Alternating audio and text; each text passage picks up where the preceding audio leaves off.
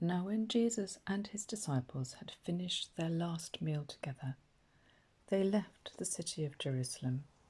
It was night time, but they were headed for the Mount of Olives.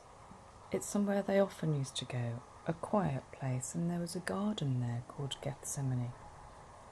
And Jesus said to his disciples, "Wait here for me. Watch with me. I want to go over there and to pray." Now Jesus asked his disciples to wait there, and he went a little further off into the garden, throwing himself down onto the ground to pray in great earnest to his Father. He knew what was to happen next. He knew his time had come. The disciples, meanwhile, began to fall asleep. They were tired, and even though they said they'd wait and watch, they too fell asleep while Jesus continued to pray. When Jesus returned to his disciples, he found them sleeping, and he woke them and said, "Stay awake, pray for yourselves." And he returned to call out to his Father.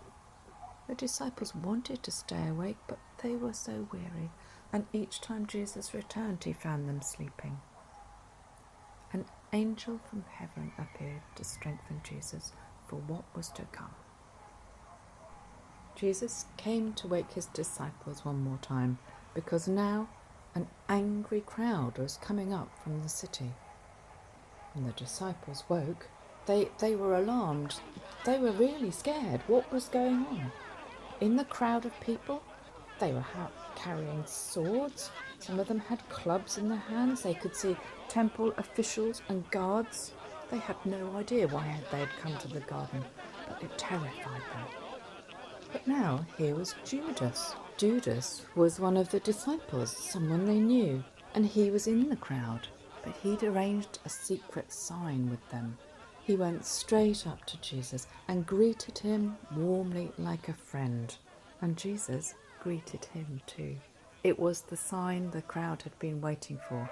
They knew now who to arrest, and the arresting officers came forward. But Peter grabbed a sword. Peter lunged towards them with his sword and cut off the ear of one of the slaves. But Jesus said to Peter, "Put your sword away." This is meant to happen, and in that moment he reached out and brought healing to the man with an injured ear. So the guards were able to arrest him. They bound his hands, and they were going to take him back to the city of Jerusalem. All the disciples ran and deserted him. So surrounded by guards and temple officials, they bound Jesus and led him away as if he were a criminal.